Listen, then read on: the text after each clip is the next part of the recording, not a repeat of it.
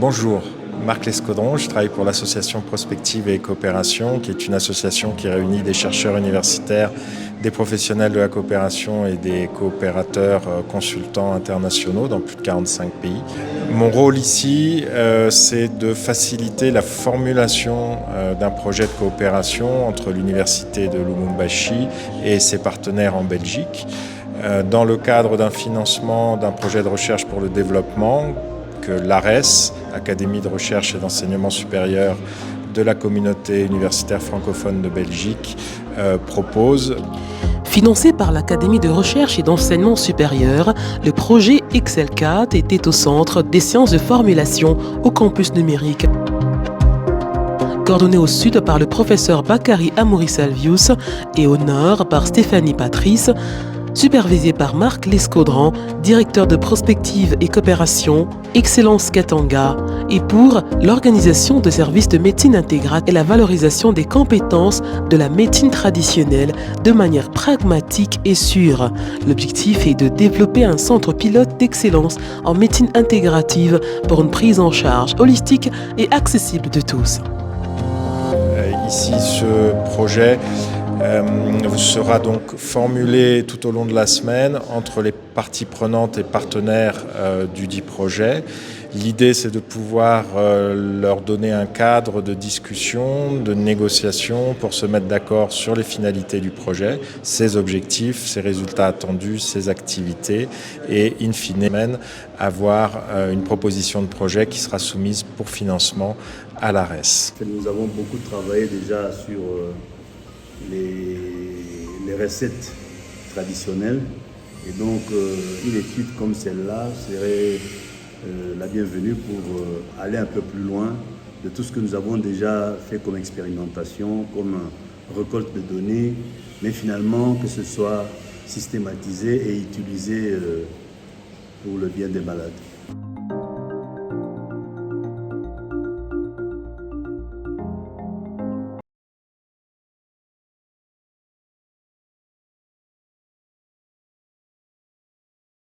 Bonjour, je suis professeur Bakary Amoury-Salvius de la faculté des sciences pharmaceutiques. Pour les projets qui se développent ici, je suis le coordonnateur sud. Du point de vue financement, nous bénéficions toujours du financement de l'ARES, mais le projet Excel 4 est une prolongation du Phyto 4 puisqu'il vise à valoriser une partie des résultats découvertes dans le projet précédent. De manière pratique, au cours des recherches que nous avons réalisées dans Phyto 4, dont l'objectif majeur était d'étudier les conditions d'intégration de la médecine traditionnelle en médecine conventionnelle, nous avons trouvé qu'il y a moyen de développer un schéma de soins à 3 volets. C'est-à-dire un premier volet où on organise uniquement les soins en médecine traditionnelle, un autre volet où on organise uniquement les soins en médecine conventionnelle et un troisième volet où on peut avoir l'organisation des soins mixtes, médecine conventionnelle, médecine traditionnelle. Et donc l'expérience que nous voulons tester ici, c'est celui de l'organisation des soins mixtes, puisque l'organisation des soins en médecine conventionnelle existe. L'organisation des soins en médecine traditionnelle de manière séparée existe, mais il n'y a pas encore une expérience vécue d'une organisation mixte et c'est ça tous les points forts de ce projet. À travers ce centre, nous avons l'opportunité éventuellement de pousser finalement les études avec un peu plus de finesse et un peu plus de coordination vers justement l'intérêt du malade. On trouve surtout dans notre place ici dans la troisième phase du projet qui va plutôt consister à prouver l'efficacité des traitements et les comparer. Pour moi, ce projet, c'est déjà parmi ce qui a été proposé dans les conclusions de ma thèse. Alors, nous avons des atouts majeurs d'abord scientifiques, simplement puisque le projet Phyto 4 avait produit des spécialistes attitrés dans la question des discussions de collaboration, mais comme il va s'agir d'une question d'évaluation aussi des médicaments, nous avons des spécialistes dans l'évaluation des médicaments aussi bien conventionnels que traditionnels. L'autre atout majeur, c'est qu'il se propose ici d'évaluer l'efficacité de ces traitements-là par les aspects de la biologie clinique. Eh bien, nous avons un laboratoire de biologie clinique qui fonctionne bien avec des ressources humaines les mieux formées de la province. Alors, pour l'INILU, ça sera un grand service à rendre à la communauté si nous réussissons à développer ce centre. Pour la communauté, donc les gens peuvent librement aller vers la médecine traditionnelle sans craindre qu'ils soient regardés autrement, comme c'est le cas le plus souvent, puisqu'à ce moment-là, ils vont retrouver dans ces lieux-là aussi bien les médecins de la médecine conventionnelle et les praticiens de la médecine traditionnelle. Et donc, ils vont se sentir plus à l'aise sans avoir peur d'être rejetés par la communauté.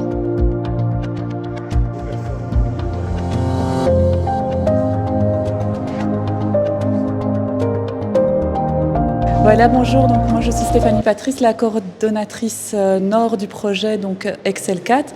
Donc le projet consiste en la mise en place d'un centre de médecine intégrative donc pour mettre en avant une collaboration entre des médecins de médecine conventionnelle et des médecins de médecine traditionnelle.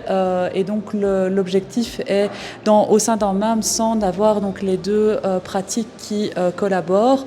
Le patient donc pourrait venir se faire soigner pour des pathologies chroniques. Il serait donc dirigé selon sa volonté vers l'une ou l'autre des médecines et on aurait donc un dialogue qui serait instauré entre donc les médecins traditionnels et conventionnels, mais aussi le patient aurait donc une participation active pour sa santé dans le cadre du concept du partenariat patient. Et donc on voudrait en fait sécuriser donc la prise en charge du patient pour aussi contrôler les interactions entre les traitements conventionnels et les traitements traditionnels. On pourrait aussi évaluer donc l'efficacité de la médecine traditionnelle via des analyses biologiques et des analyses médicales pour donc objectiver en fait la médecine traditionnelle. Donc, la finalité, c'est de mettre en évidence les stratégies d'implémentation d'un tel centre pour par la suite pouvoir mettre en place d'autres centres de médecine intégrative. Quelles sont les parties prenantes ? Les parties prenantes, donc on a évidemment tous les partenaires au projet, donc des médecins, des praticiens, mais aussi des spécialistes de biologie clinique, de pharmacognosie, de pharmacie clinique, les patients aussi. Quand je collabore avec le ministère de la Santé, il y avait tout un bureau à la division provinciale de la santé chargé de la médecine traditionnelle. Ça montre aussi que du côté même du ministère de la Santé, on accepte cette idée d'intégration. Collaboration qu'on appelle Daikwe Amzuri et les Tupate Tukapama. D'après moi, je ne vois pas la considération auprès des tradis praticiens. D'ailleurs, nous, les tradis praticiens, nous sommes bien organisés. Nous avons 9 catégories. Première catégorie, ce sont les naturalistes, ceux qui s'occupent des plantes. Il y a la deuxième catégorie, les phytothérapeutes. Il y a la troisième catégorie, accoucheuses tradis. Quatrième catégorie, les reboutés, ceux qui s'occupent des os. Cinquième catégorie, circonciseurs tradis. Sixième catégorie, les exorcistes. Septième catégorie, les spiritualistes. 9 catégories que nous contrôlons. Mais ce que nous devons demander, donc, considération, parce que dans la ville de Lubumbashi, tout n'a pas beaucoup de gens, traduit praticien, alors on a anenda kwa shetani. Je suis enchantée d'avoir pu dialoguer avec des médecins, des tradis praticiens et différentes personnes ici ce matin. Et on voit que tout le monde est demandeur d'avoir cette collaboration qui soit renforcée entre toutes ces personnes. Et donc oui, j'ai l'impression que ça se passe bien, oui.